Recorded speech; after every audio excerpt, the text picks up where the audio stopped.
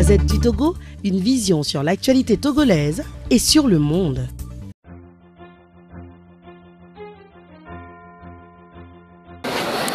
Mais c'est un sentiment de satisfaction parce que ce n'était pas évident lorsqu'on a commencé ce procès aujourd'hui qu'à la fin, le juge aurait le courage de déclarer tous les prévenus non coupables et les relaxer purement et simplement. Parce que lorsque ces prévenus ont été déférés devant le parquet, beaucoup ont été relâchés, mais on a retenu 7 pour l'audience d'aujourd'hui. Et lorsqu'on est venu, les 7 qu'on a jugés, le procureur a estimé que 5 ne sont pas coupables et qu'on devait retenir 2.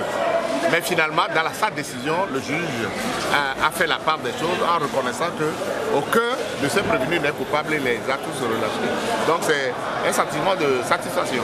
Qu'est-ce que vous avez craint un peu dès le départ?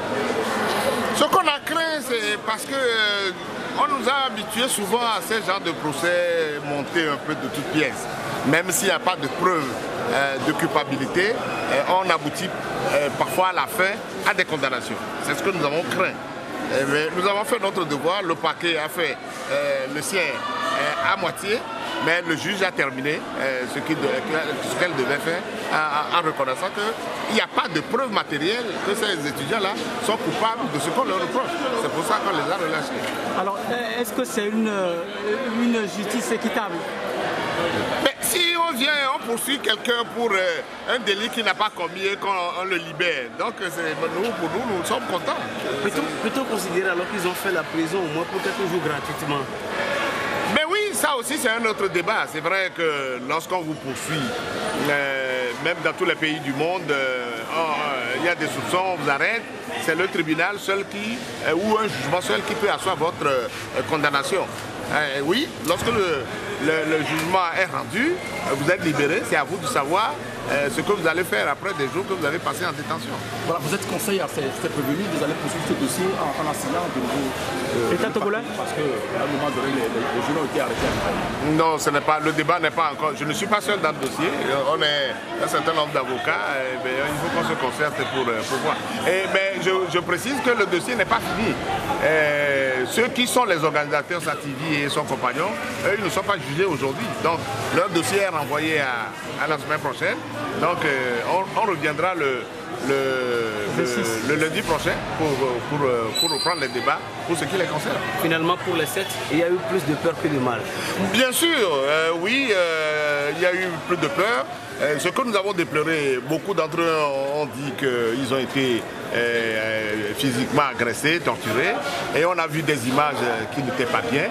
J'ai vu dans ce dossier qu'on leur reprochait de vouloir revendiquer leurs droits sur le campus. Dans mes plaidoiries, j'ai dit, mais on n'a pas vu dans le monde entier des étudiants qui ne revendiquent pas des meilleures conditions de travail. On ne peut pas interdire à un étudiant ou à un groupe d'étudiants de se regrouper quelque part pour réclamer que les cours se déroulent mieux sur le campus ou qu'on leur paye les allocations à temps. Et ça ne s'est jamais vu. Donc c'est pour ça qu'on a voulu les arrêter. Nous avons dit que ce n'est pas bien. Et on dit qu'il y a un arrêté qui leur interdit de se rassembler sur le campus. Ils sont étudiants, ils logent là-bas. Alors, on n'a qu'à encadrer leur regroupement. On ne peut pas leur interdire de se regrouper. Ils vont aller se regrouper où? Si on leur interdit de se retrouver sur le campus pour se communiquer. Enfin, lorsque les responsables vont voir les autorités du campus, il faut qu'ils viennent rendre compte à leurs camarades. Et il faut que ça se passe quelque part. Comment on peut leur interdire?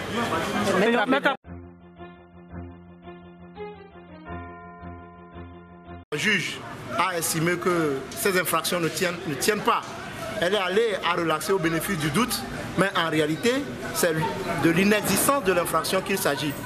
Puisque le ministère public qui poursuit n'a pas pu rapporter la preuve d'une destruction, n'a pas pu rapporter l'élément matériel d'une résistance violente des étudiants à une force légitime des agents de sécurité. Donc vous voyez que c'est légitime, c'est tout à fait normal, c'est juste que les étudiants soient libérés purement et simplement. Okay. Et je crois que ce n'est que justice. Que pensez-vous du cas des autres certifiés sont où? Le dossier a été renvoyé à Huitaine, c'est-à-dire au 26 juin prochain. Nous sommes là toujours pour assurer leur défense. Mais nous disons qu'en réalité, ceux qui devaient être présents à cette barre, ce ne sont pas les étudiants. C'est les forces de sécurité qui ont roué de coups sauvagement et de manière primitive les étudiants qui n'ont fait que revendiquer leurs droits à travers une assemblée générale. Le campus reste une maison des étudiants. Nous ne pouvons pas comprendre qu'on puisse poursuivre les étudiants jusqu'à leur dernier retranchement, qu'on rentre dans les résidences et cités universitaires, qu'on bastonne des étudiants comme si c'était des animaux. On ne peut pas le comprendre à ce 21e siècle. Et ce n'est pas normal que cela se passe comme ça dans notre pays. Nous pensons que ce sont des revendications légitimes. Le président de l'université le sait, nous l'avons rencontré. Il a dit que ce sont des revendications légitimes.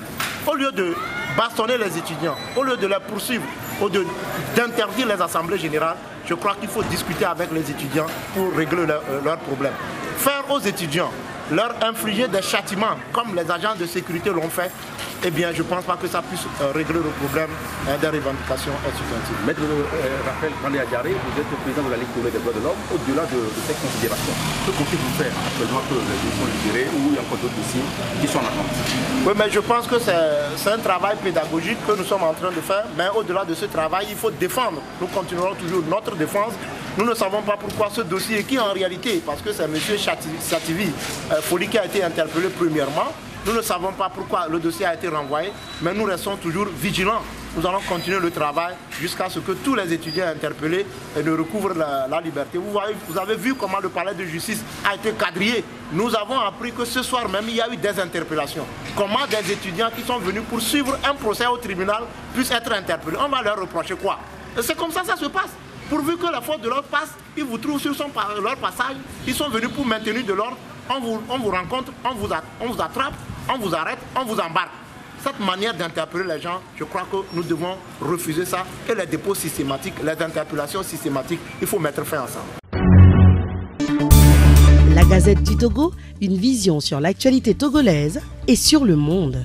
Rejoignez-nous sur le www.lagazettedutogo.com ou sur nos comptes Facebook, Twitter et YouTube. Pour tout contact, écrivez à contact@lagazettedutogo.com ou appelez le 92 80 88 53. La Gazette du Togo, c'est l'information en continu.